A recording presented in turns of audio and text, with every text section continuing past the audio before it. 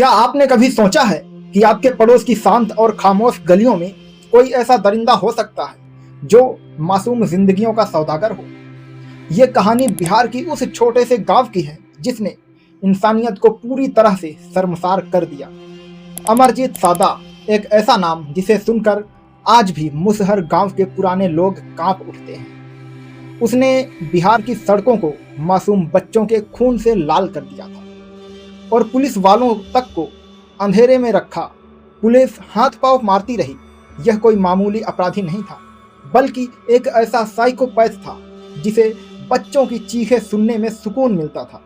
उसने एक एक करके कई परिवारों के चिराग बुझाए और किसी को कानों कान खबर तक नहीं होने दी। सवाल कि कैसे साधारण दिखने वाला छोटा सा बच्चा इतना बड़ा शैतान बन गया और कैसे उसकी एक छोटी सी गलती ने उसके खौफनाक साम्राज्य का अंत कर दिया। आज हम अमरजीत सादा के उस कसाई खाने की परतों को खोलेंगे जहां मौत का नंगा नाच होता था। इस कहानी को आप अंत तक जरूर देखिएगा, क्योंकि यह सिर्फ एक क्राइम केस नहीं है, बल्कि हर माता पिता के लिए चेतावनी है। बड़ी चेतावनी कि अक्सर खतरा जो है वो हमारे बेहद करीब होता है।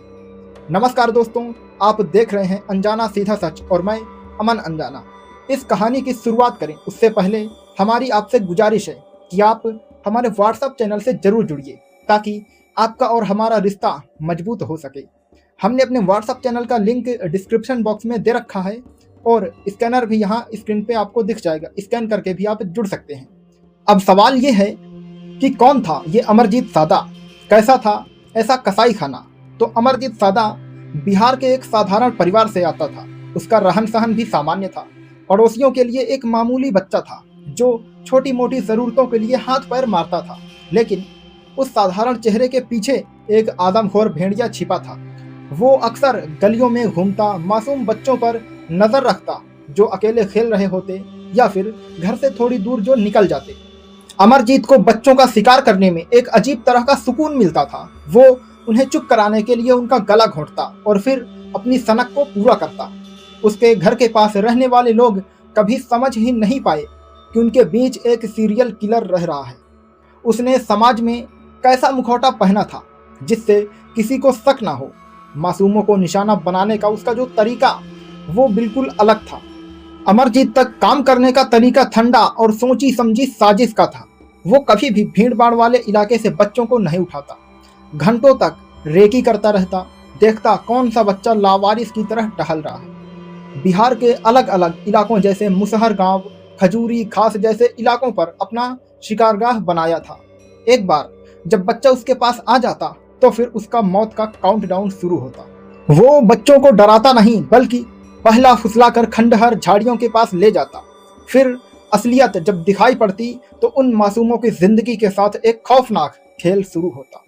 उसके हाथ उसके सबसे बड़े हथियार थे जिससे वो बच्चों को मौत की मंजिल तक ले जाता। वो जानता था कि बच्चे आसानी से चुप हो जाते हैं और इसी का उसने फायदा भी उठाया। जब पुलिस ने अमरजीत को गिरफ्तार किया, उससे पूछताछ की, तो उसे खुलासों ने अधिकारियों के पैरे तलों की जमीन खिसका दी। अमरजीत ने बताया कि वो सिर्फ बच्चों को इसलिए मारता था क्योंकि उस तड़प में उसे सुकून मिलता था। उस चीख में उसे म्यूजिक सुनाई पड़ता था। कई बार बच्चों के साथ उसने बेरहमी से गला घोंटा और फिर उनकी पहचान छुपाने के लिए उन्हें मिट्टी में तक दबा दिया। वो कत्ल करने के बाद उनके शव को गंदे नालों में फेंकता या झाड़ियों में फेंकता या फिर गड्ढे खोद करके दबा देता।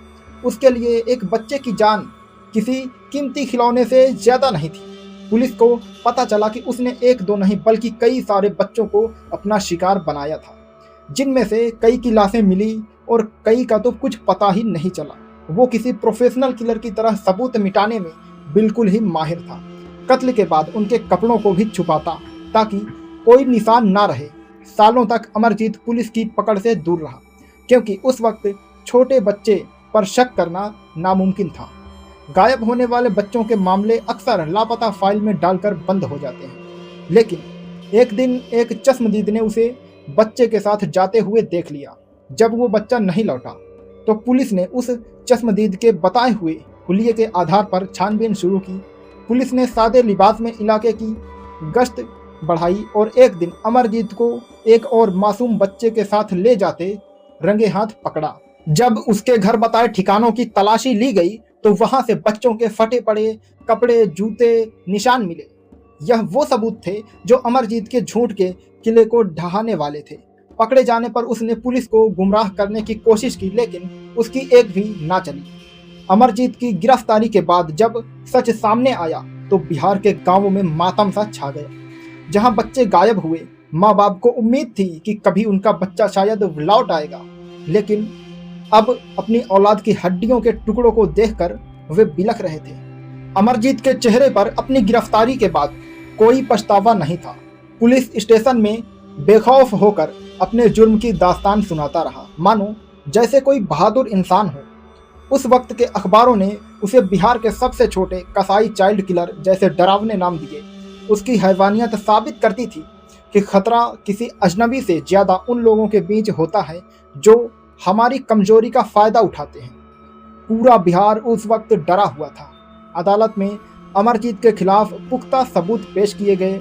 चश्मदीदों, गवाही, फॉरेंसिक ने उसके बचने का रास्ता बंद कर दिया।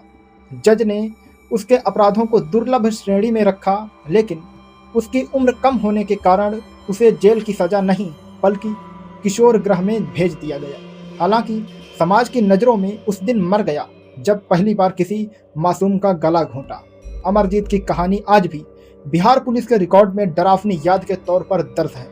यह केस हमें आगाह करता है कि बच्चों की सुरक्षा को लेकर कभी भी लापरवाही नहीं करनी चाहिए, क्योंकि भीड़ में कौन सा चेहरा अमरजीत जैसा है यह पहचानना मुमकिन ही नहीं नामुमकिन है। कानून ने अपना काम किया, लेकिन बच्चों का बचपन और उनकी जिंदगी कभी वापस नहीं आ पाई। यह कहानी बिहार के कसाई अमरजीत सादा की थी, बिल्कुल ही छोटा सा बच्चा। और अब विस्तार से समझते हैं इस खौफनाक सच्चाई को। 2007 में जब अमरजीत सिर्फ 8 साल का था, तब उसने पहला कत्ल किया। उसके रिश्ते की 6 महीने की बच्ची को उसने गला घोंटकर मार डाला। वजह सिर्फ रोने की आवाज़ से चिढ़। परिवार ने इसे घरेलू मामला समझकर छुपा लिया। फिर अपनी छोटी बहन का कत्ल, फिर पड़ोस की खुशबू नाम की 6 महीने की बच्ची को ईंट से मारकर गड्ढे में दफना दिया। हर बार वो बिना किसी पछतावे के खेलता रहा। जब पुलिस पहुंची तो वो शांत बैठा था, कोई डर नहीं, कोई अफसोस नहीं। डॉक्टरों ने कहा यह साइकोपैथ है, लेकिन उम्र के कारण उसे सिर्फ किशोर सुधार गृह में भेजा गया। 18 साल की उम्र में नई पहचान देकर छोड़ दिया गया।